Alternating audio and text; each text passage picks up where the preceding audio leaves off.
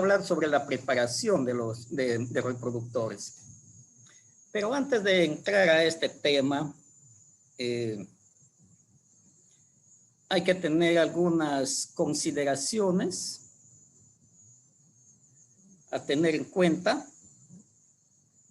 básicas a tener en cuenta, para la instalación de un centro de reproducción inducida, ¿no? Dado de que mantener un centro de instalación implica bastante costo, ¿no? Para eso tenemos que tener en cuenta el mercado o la demanda que existe, ¿no?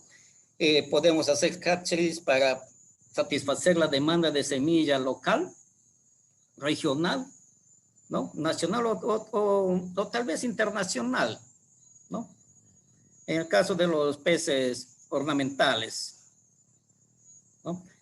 Hay que evaluar todas esas condiciones, ¿no? También hay que evaluar la infraestructura, ¿no? Porque para un hatchery tenemos que tener estanquerías para la preparación, manejo de los reproductores, estanquerías para levante de la etapa post-larva levinos, ¿no? En el caso gamitana, paco, boquichico, de todos los peces reofílicos, ¿no? Hay que tener en consideración la calidad del agua, porque todas las especies tienen ciertas particularidades, ¿no? Hay zonas donde que el agua es bastante fría, ¿no? Hay zonas donde que el agua es más caliente, ¿no? Y eso hay que tener en cuenta, y de acuerdo a eso también ver las especies que se puedan aclimatar en esas condiciones, ¿no? Pero como les dije en la primera clase, las tecnologías están dadas, ¿no? Las cuales se pueden adaptar a estas condiciones, ¿no? También hay que tener en cuenta el equipamiento, ¿no?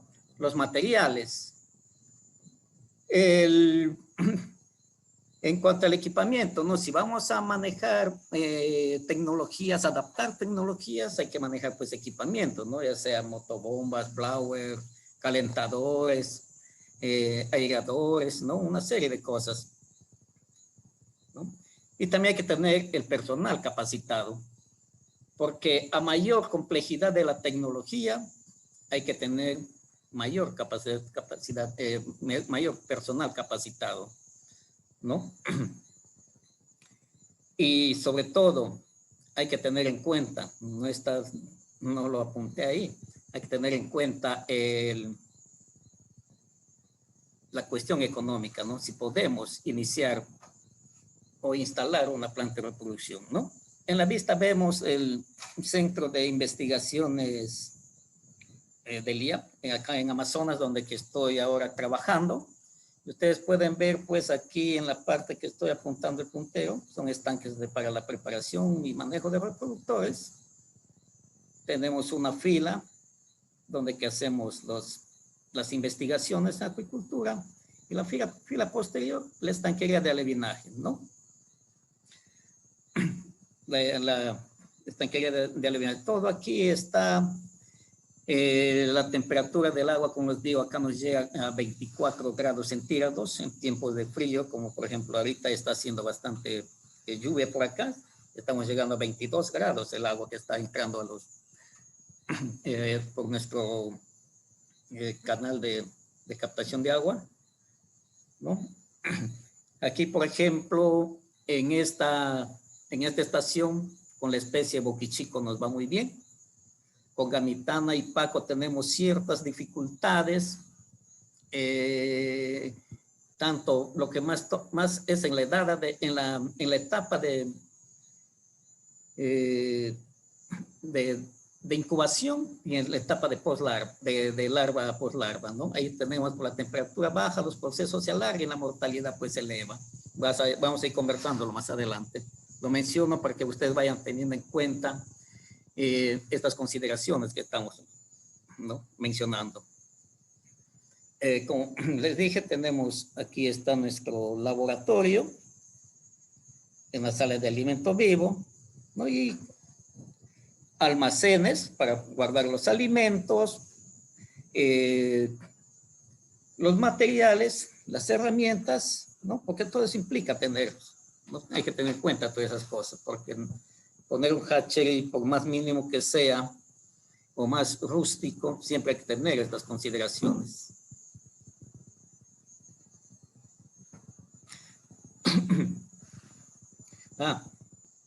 ¿Qué características deben tener nuestros reproductores, ¿no? Para formar un plantel de reproductores, pues, si se quiere iniciar un laboratorio, un hatchery de reproducción. Hay que considerar a los peces sexualmente maduros, ¿no? Y eso depende de la edad de maduración de los peces, y esto depende de la edad de la especie, ¿no? Por ejemplo, la gamitana, los machos alcanzan la maduración sexual a los 3 años y medio, las hembras a los 4, el paco alcanza su maduración sexual a los 3 años y medio, el boquichico al año, el paiche a los 5 o 6 años, ¿no? La mota a los 2 años, las doncellas está alcanzando 4 o 5 años, el sábalo a los 2 años, ¿no? Hay que tener en cuenta esas características para seleccionar un pez. No tenga aspecto. En cuanto a los aspectos biométricos, el peso debe estar de acuerdo a su longitud, ¿no? Según la especie también, quiero decir de que no sean peces desnutridos, sino que estén bien nutridos y bien alimentados con un porte biométrico adecuado, ¿no? Y también hay que tener en cuenta de que hay que identificarlos a machos y hembras, no identificarlos por chip y su procedencia, ¿no? Tener un historial de cada uno de estos animales, ¿no? Su procedencia, codificarlos, ¿no? Porque esto va a ayudar más adelante para cruzarlos, para no entrar a la etapa o no tener los riesgos de correr un cruce entre hermanos, ¿no? Entre hermanos que puede llevar a endogamia, ¿no? Y por ende a no tener buenos productos sexuales y buenos alevinos, ¿no? Y también en la buena apariencia morfológica también hay que tener en cuenta ver que estos peces estén sanos, tanto externamente en su salubridad, ¿no? Ver que no contengan parásitos externos en lo posible, ¿no? Porque interiormente ya se puede hacer un análisis mucho más minucioso.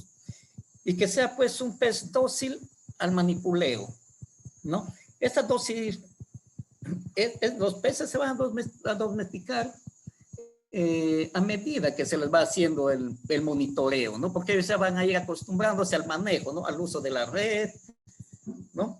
Pero en todo caso, hay que contemplar hacerle los trabajos con bastante cuidado, ¿no? El hecho de que sean animales no hay que decir que hay que tratarles como tal, sino al contrario, hay que tratarles de la mejor manera para evitar el estrés, ¿no? Porque un pez estresado ya es muy difícil que responda adecuadamente a la maduración gonadal y al trabajo en laboratorio.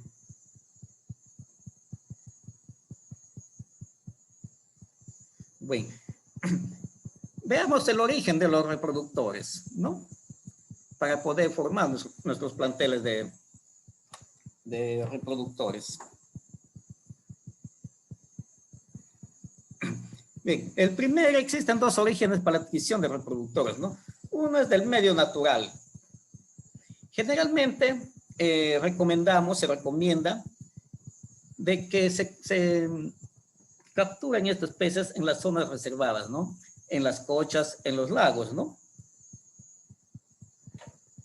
Porque son peces que están bastante protegidos, ¿no? Y en todo caso, más que todos los peces, en el caso gamitana, paco, carachamas, ¿no? Se puede considerar estas zonas porque hay esos nichos donde estos peces pues se alimentan bien, ¿no? Tienen toda la tranquilidad para que puedan ser unos considerados buenos pagrillos, ¿no? Para llegar a extraer estos peces hay que considerar la tramitación de los respectivos permisos administrativos, ¿no? Ante la Dirección de la Producción, CERNAM, entre todas las instituciones que tienen que ver para poder sacar o capturar un pez de una zona reservada. hay que tomar en cuenta también las precauciones en la parte logística, ¿no? ¿Qué materiales llevar? ¿No? Por ejemplo, tipo de redes para el transporte,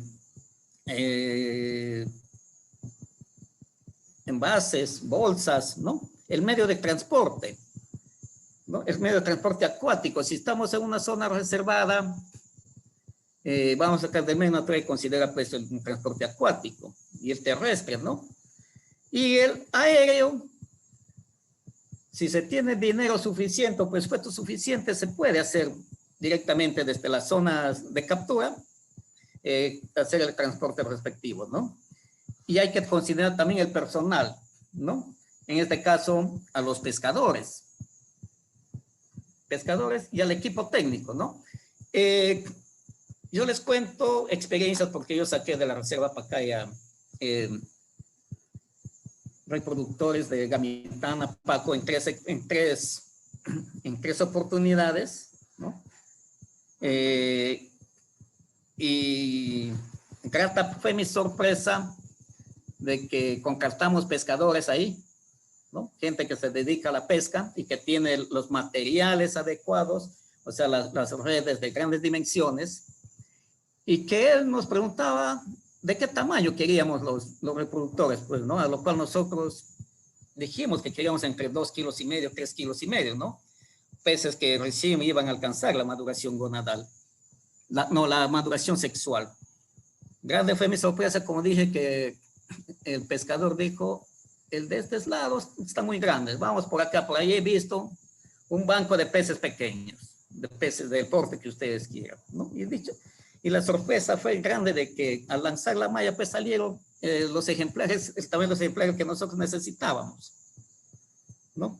Por eso menciono aquí a los pescadores, porque en verdad ellos conocen su trabajo, la forma como pescarlos,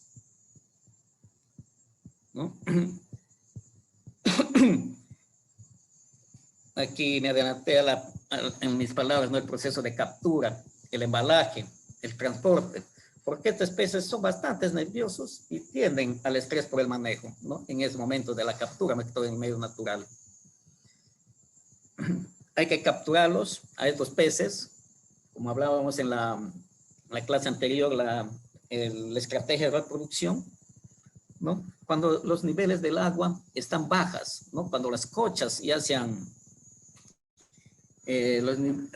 separado de los ríos, ¿no? Donde quedan pequeños caños nomás, ¿no? Mayormente esta etapa se da pues en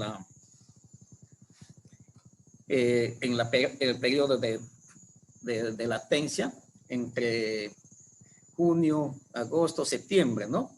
Cuando empieza a entrar el agua de nuevo para que estos peces, porque hay estos peces que ya toda la alimentación que ellos han consumido, la grasa que han acumulado, están listos para transformarles en gónadas, ¿no? En su migración hacia los sitios de desove, ¿no? Capturar ejemplares cerca de la maduración sexual, ¿no? De preferencia. Bien, aquí ustedes pueden ver unas imágenes, ¿no? Aquí podemos ver un lago, como ustedes pueden ver, en un lago que está en proceso de vaciante y que son ideales para las capturas de gamitana, paco esencialmente, ¿no? Aquí podemos ver la creciente de un río, un río, ¿no?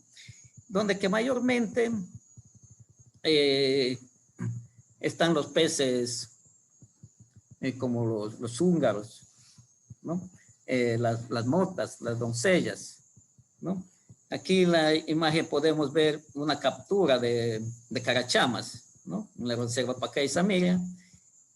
Y al lado una captura de ejemplares de mota, ¿no? Donde que la estrategia de captura aquí pues ha sido de que los pescadores tiendan una red en la parte profunda del río, porque este es en el río Huallaga, cerca de Yurimaguas, y empezaron a poner ellos ahí carnadas, ¿no?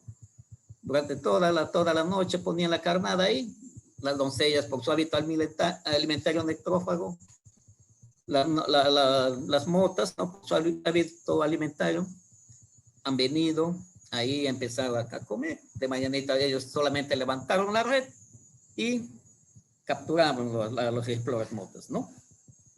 Aquí en esta vista podemos ver el transporte de carachamas, ¿no? En rapicheo.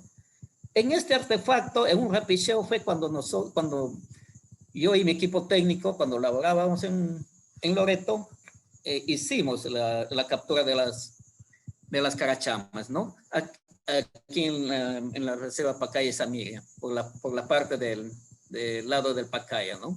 Ahí aprovechamos de que la corriente estaba a favor de nosotros, ¿no?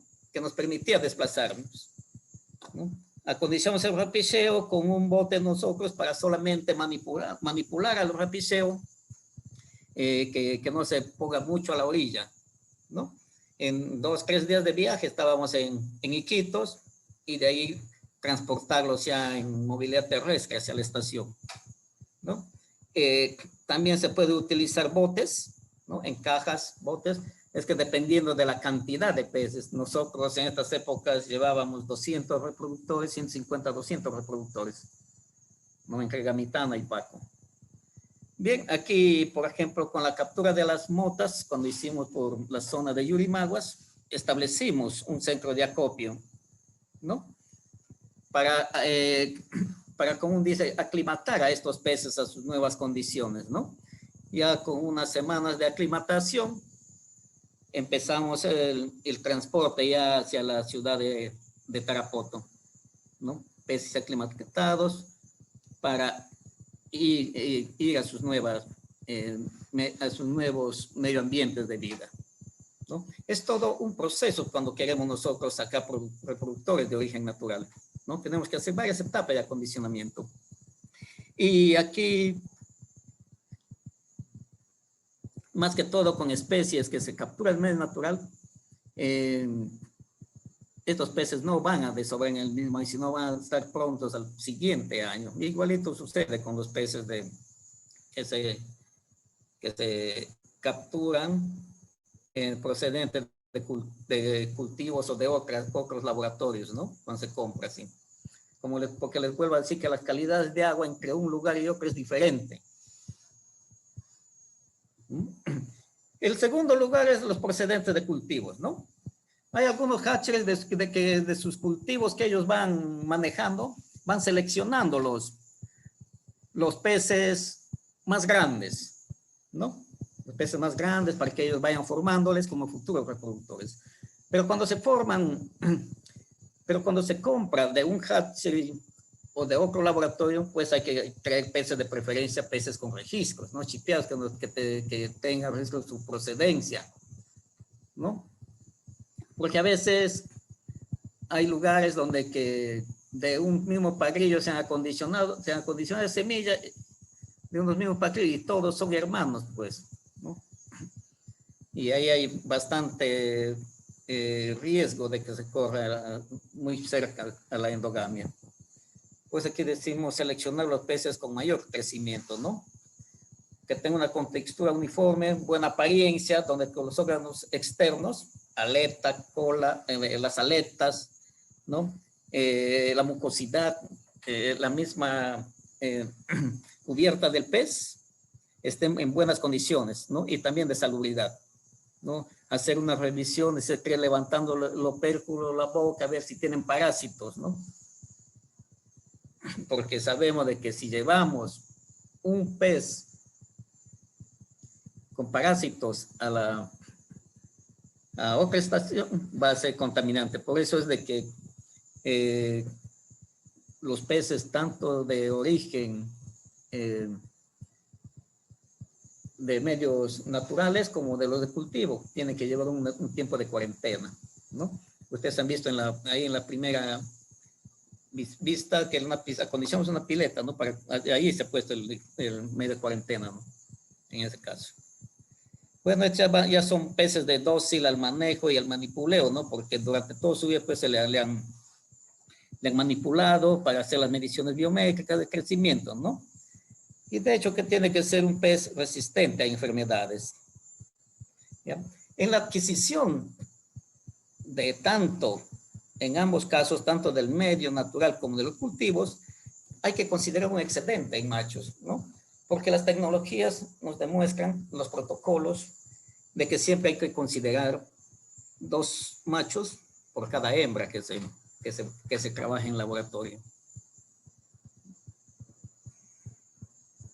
Bien, en cuanto a la estanquería para la preparación de reproductores, ¿no? El manejo.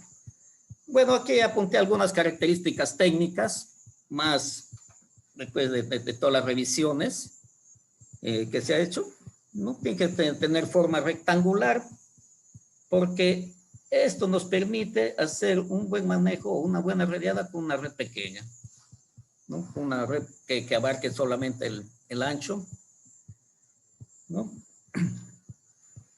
Y los peces pues no sufren más, ¿no? En cuanto a áreas entre los 300 metros cuadrados hasta 1000 metros cuadrados, ¿no? Por ejemplo, estos estanques que ven aquí tienen 600 metros cuadrados, ¿no? Donde que podemos ahí poner hasta 20, 25 reproductores, ¿no? Son de corte vertical del estanque en forma de U. Usted pues tiene taludes internos, ¿no? El tirante de agua que en todos mis años de trabajo, aunque algunos autores pues escriben, ¿no? De acuerdo a su realidad que están trabajando, ¿no? Yo he trabajado con estanquería de 1 metro hasta 1,80 m, ¿no? Estos estanques aquí tienen un promedio de 1,20, 1,50 de profundidad y no tenemos ningún tipo de inconvenientes, ¿no? Con sistema de abastecimiento de agua y desagüe. Cada estanque aquí tiene su entrada y su salida de agua, el cual nos permite hacer el monitoreo y el manejo del agua, ¿no? Si vemos que está muy transparente, cortamos para hacer el abonamiento respectivo, ¿no? Porque aguas transparentes, demasiado transparentes, pues no son adecuadas para la preparación de reproductores, ¿no? Puesto que las aguas son bastante someras, ¿no? Y muy rápido entran los rayos solares y tenemos problemas con la proliferación de algas filamentosas enraizadas, ¿no? Y la cual va a causar competencias en oxígeno, ¿no? Y va a perturbar la tranquilidad del pez. Aquí de preferencia con facilidad de abastecimiento de agua, ¿no? Porque hay muchos centros de que los estanques son aguas estacionadas, ¿no? No tienen un recambio continuo, ¿no?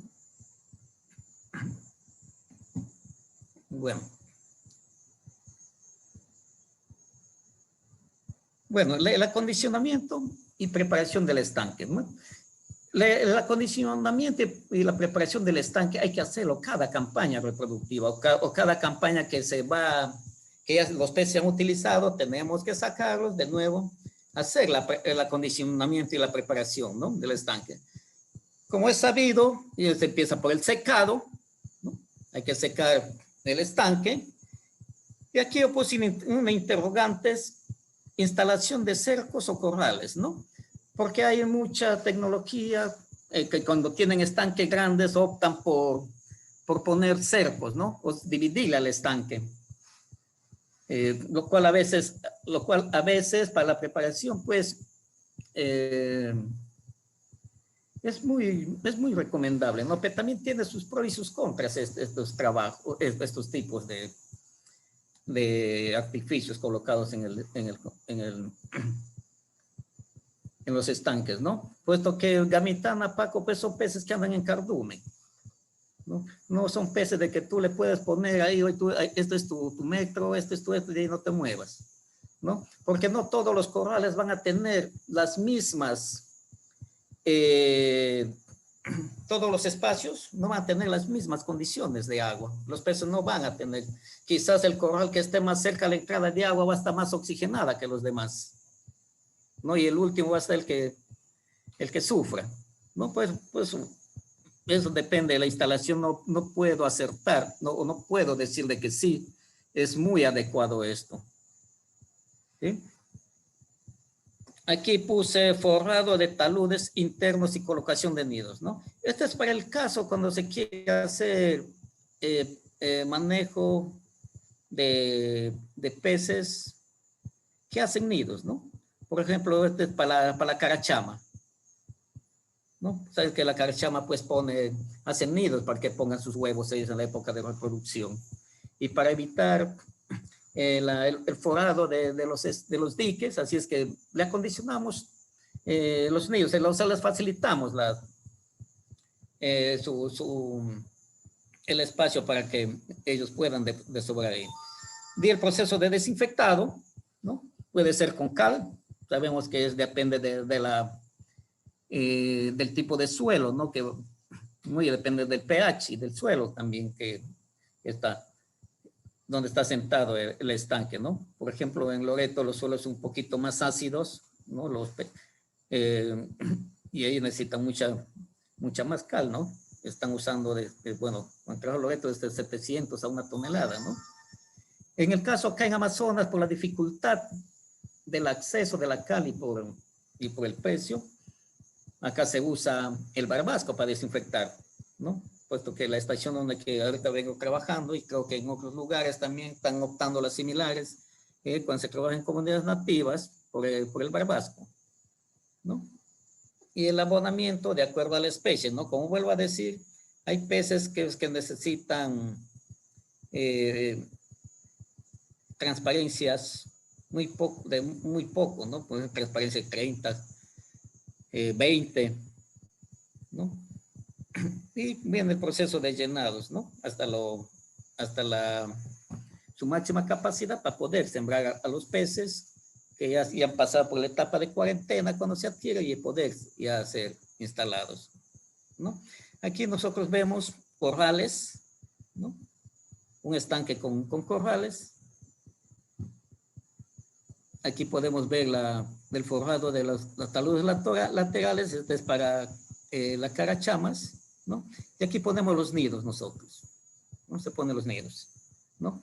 Puede ser, aquí estamos colocando nidos de plástico, pero también hemos trabajado con nidos de bambú, ¿no? Con nidos de bambú, y el de bambú dio mejor resultado, ¿no? Porque el bambú pues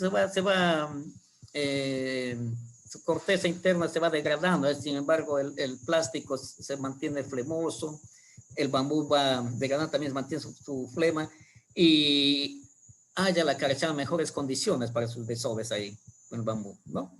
Y aquí pues el proceso de calado y el proceso de llenado, así como se ve aquí en los estanques ya listos para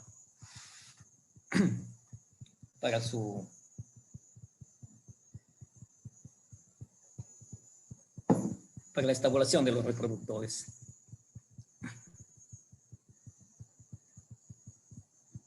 Bien.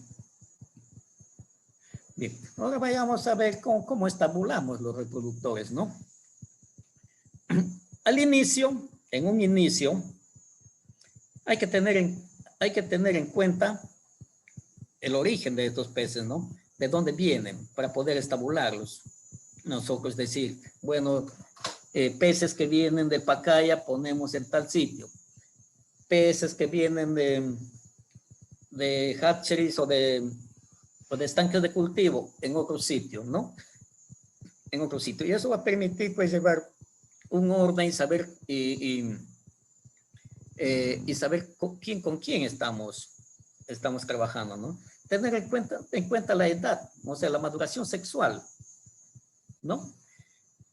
Esto estoy hablando al inicio, cuando se empieza a traer los reproductores, ¿no? Como les había dicho, no tener en cuenta la edad. Hay que considerar, pues, peces de 3,5 kilos de acuerdo a la edad, ¿no? Porque el primer año no se van a reproducir. Va a ser todo un año de aclimatación a sus nuevas condiciones. Muy rara vez algún ejemplar puede madurar, pero con mayor seguridad, recién a la siguiente campaña van a estar aptos los peces para madurar, ¿no? Y tener en cuenta, pues, el chipeo.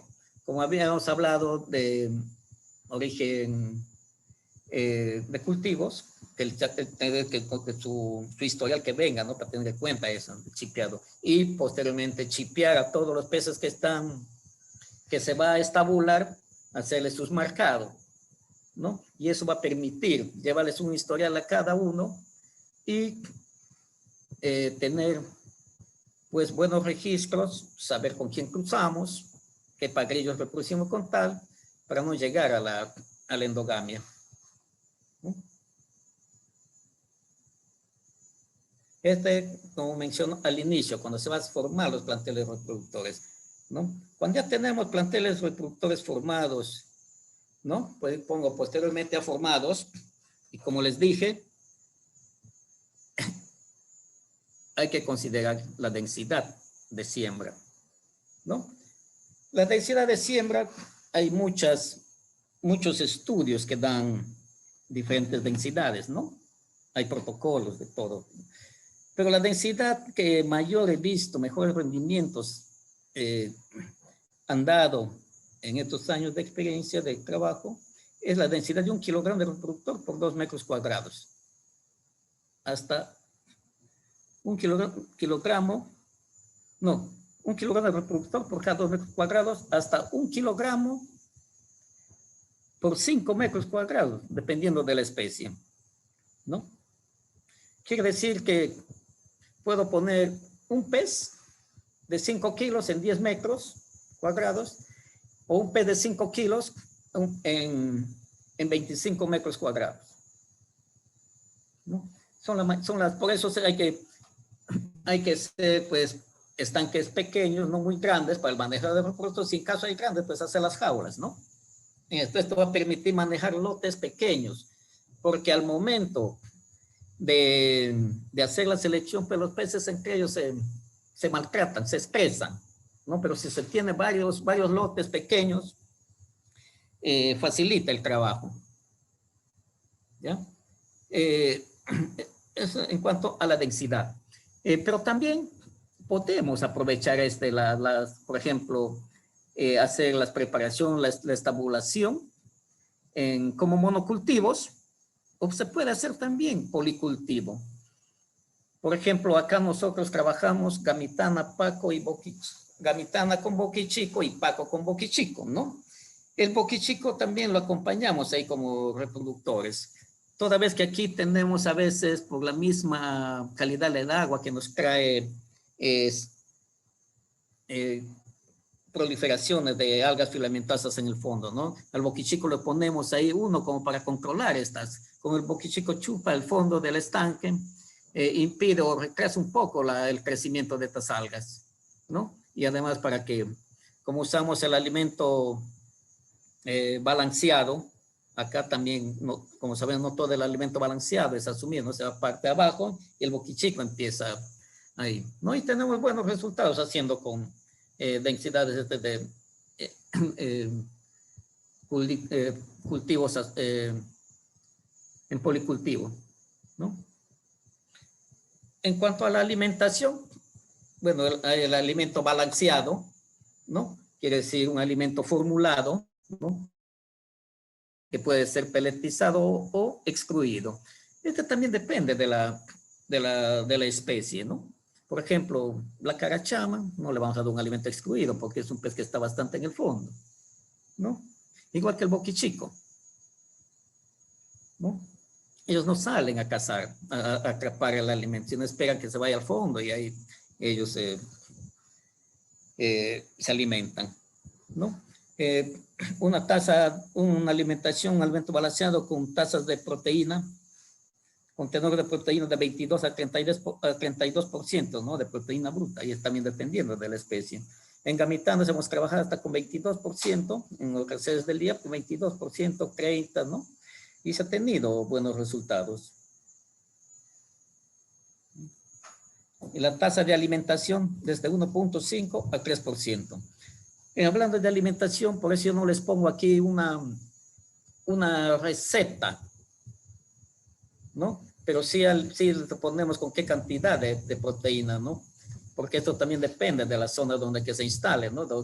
Para la facilidad de adquisición de insumos, ¿no? como vuelvo a decir, o sea, tenemos que adaptar estas tecnologías a las condiciones que se tienen en el medio entorno. La tasa de alimentación se aprueba desde 1.5 a 3%, ¿no? De su peso vivo. Parando a la alimentación cuando ya están alcanzando la maduración sexual y gonadal, se baja la alimentación pues a 1%, una alimentación de sostenimiento, toda vez de que para que el pez no siga engordando y pueda madurar los peces, ¿no? Y empezar de nuevo con un 3%, bastante alimento post trabajo en laboratorio ya, para su recuperación.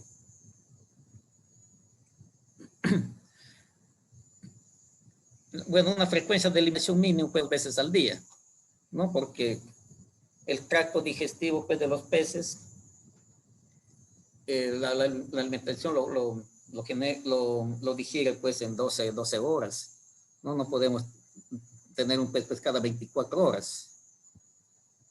No puede ser una frecuencia de alimentación mínima de 2 veces al día, ¿no?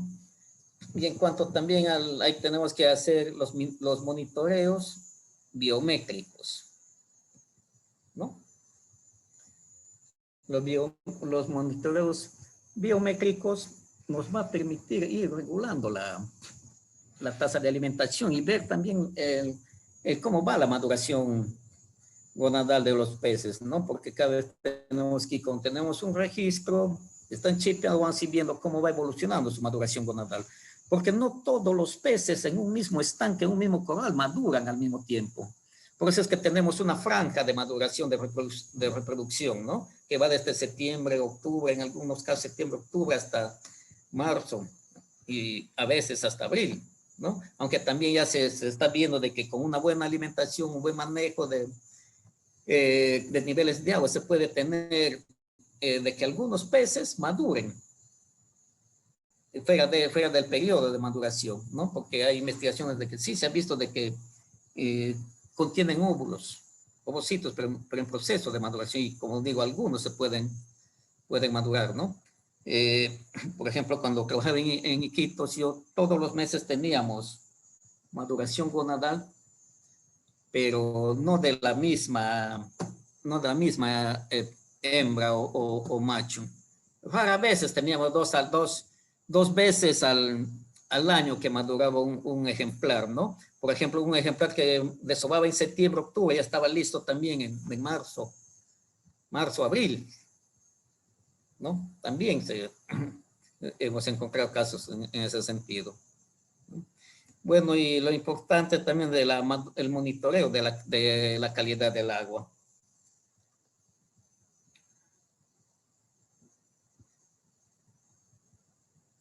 Bien. Aquí hablando del alimento peletizado que normalmente se hace, ¿no? Y aquí estamos monitoreando por ejemplo, la mota. Aquí estamos haciendo monitoreo de mota. ¿Con qué? Porque lo hacemos con plástico, ¿no? Y es ahora lo que nosotros estamos optando, hacerlo con plástico. Para como es un pez de piel, ¿no? No se sale el mucus protector de estos animales, ¿no? Y nos permite manipular mejor, ¿no? Incluso ahorita también estamos utilizando bastante este tipo de peces, ¿no? Aquí un poco saliéndome para el monitoreo de esto, por ejemplo, cuando nosotros transportamos reproductores que duran un transporte de 8 horas nomás, 6, 8 horas, no estamos trayendo con oxígeno, puesto que sabemos de que las gamitanas por saleta pueden romper, ¿no? Y simplemente los ponemos en bolsas de urea, con agujeros, ¿no? Lo amarramos en la boca y lo traemos en un recipiente grande, en una camioneta, ¿no? La camioneta, por el movimiento y por la misma su forma dinámica que tiene la camioneta, va mandando aire hacia por la misma configuración dinámica que tienen las camionetas, va mandando aire hacia el recipiente grande y eso permite que vaya aireándose el agua, ¿no? Y ya cerca para llegar al, al destino, una media hora antes, pues colocamos un verde, azul de metileno, ¿no? O en todo caso violeta genciana, como para ir dándoles un baño a ellos también, ¿no? Si es que han sufrido alguna herida y, y vayan al estanque donde que se van a estar en cuarentena, ¿no? Porque hemos visto que ejemplares que los llevan en sacos, ¿no? Todos mueren, ¿no? Porque se van pelando, se van sacando del mucus y al final todos mueren, ¿no? Una experiencia en transporte de peces muy exitosa que hemos tenido también ha sido transportándolos, por ejemplo, las doncellas, ¿no? Doncellas de 70, 80 centímetros. O sea, había un problema con transportarlos desde Tarapoto a Iquitos por avión, ¿no? Sabemos que las doncellas pues tienen astas y en las bolsas pues van a picarse, ¿no? Y transportarlos en avión pues es bastante delicado porque las agencias pues no quieren que se derramen fluidos, ¿no? Así es que optamos meter a la doncella en tubo plástico de 4 pulgadas y amarrar las puntas con malla y asegurarlos con ligas, el cual les iba a permitir pues que el agua, que estén en el agua, no circulando, así es que ellos no iban a poder moverse por ningún sitio, ¿no? Se consiguieron cajas de Tecnopor tipo párvulos, ¿no? Del tamaño que necesitábamos y se mandó a confeccionar bolsas también adecuadas para eso, los cuales los inflamos y como si se mandaría embalado, ¿no? Como si se manda un producto al extranjero, ¿no? Un pez al extranjero, embalados, y no hemos tenido ningún tipo de inconvenientes, llegaron todos bien, ¿no? A Iquitos. En estos tipos de trabajos, pues hay cosas de que muchas veces no están escritos en los libros, ¿no? Se requiere de mucha imaginación, ingenio, ¿no? O ver con lo que uno se cuenta. Bien, en cuanto a los valores de calidad de agua, ¿no?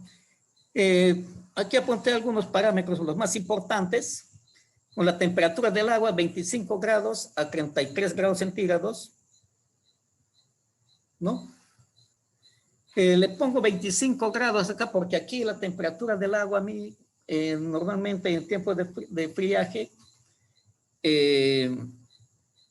llega a los 25 y hasta los 33 grados. La temperatura del ambiente con 22 grados centígrados, ¿no? Llegamos acá. Y también, por ejemplo, cuando hicimos en Mendoza, en la provincia de Mendoza, en Amazonas, ¿no? Ahí la temperatura ambiente promedio es de 22 grados. ¿No? Imagínense la calentura del agua, pero aún en esas condiciones, usando agua del estanque, a esa temperatura, hicimos la reproducción, que la gamitana se reproduzca, ¿no? El oxígeno fue disuelto mayor de 2 miligramos por litro, hay mucho, pero los mejores resultados están como encima de 5 miligramos. Aquí estoy poniendo parámetros con los que yo he trabajado, ¿no? Y pH de 5.5 hasta 8, y como digo, transparencias de 20 a 40 centímetros, ¿no? Con todos estos, en este marco de estos valores, he trabajado mucho y siempre hemos tenido resultados positivos, ¿no?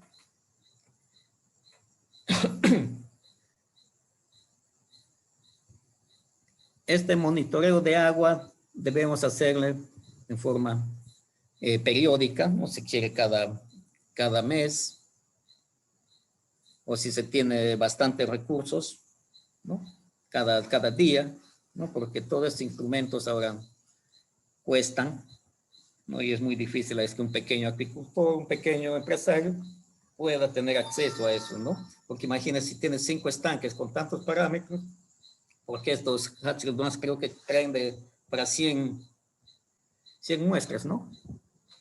Pues no va para más, ¿no? Y un equipo digital pues está un poquito caritos. Ahorita. Bien. Como les dije la primera vez, quizás esta parte va a ser un poco más interactiva con ustedes, ¿no? Donde que podamos intercambiar ideas, apreciaciones.